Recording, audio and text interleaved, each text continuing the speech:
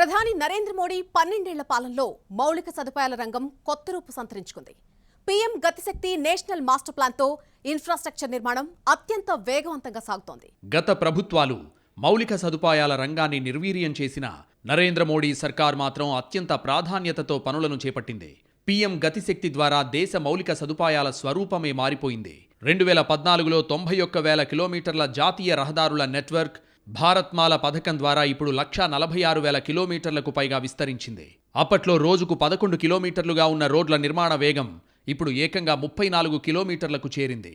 గ్రామీణ సడక్ యోజన ద్వారా మారుమూల గ్రామాలకు సైతం 3.78 లక్షల కిలోమీటర్ల మేర పక్కా రోడ్లు నిర్మాణమయ్యాయి. రోడ్లు ఇన్ఫ్రాస్ట్రక్చర్ డెవలప్ అయితేనే భారతదేశం డెవలప్ అవుద్దని నమ్మి దాని మీదే ఎక్కువ ఫోకస్ పెట్టి దాన్ని అభివృద్ధి చేయడం మనం చూస్తున్నాం. ఈ 12 ఏళ్లలో చాలా అంటే దేశంలో ప్రధాన రహదారులు ఏవైతే ఉన్నాయో అన్ని రాష్ట్రాలను కలుపుతూ అవన్నీ కూడా చాలా వెల్ డెవలప్డ్గా చేశారు. 12 ఏళ్లలో రికార్డు స్థాయిలో 45,000 కిలోమీటర్ల మేర రైల్వే లైన్ల విద్యుదీకరణ జరిగింది. పూర్తి స్వదేశీ సాంకేతికతతో నడిచే high speed Vande Bharat express, regional rapid లైన్లతో ప్రయాణ సమయం సగానికి సగం తగ్గింది. హైడ్రోజన్ ట్రైన్ మరో గేమ్ చేంజర్. ఉడాన్ పథకం ద్వారా సామాన్యుడికి సైతం విమాన ప్రయాణాన్ని అందుబాటులోకి తెచ్చింది నరేంద్ర మోడీ ప్రభుత్వం.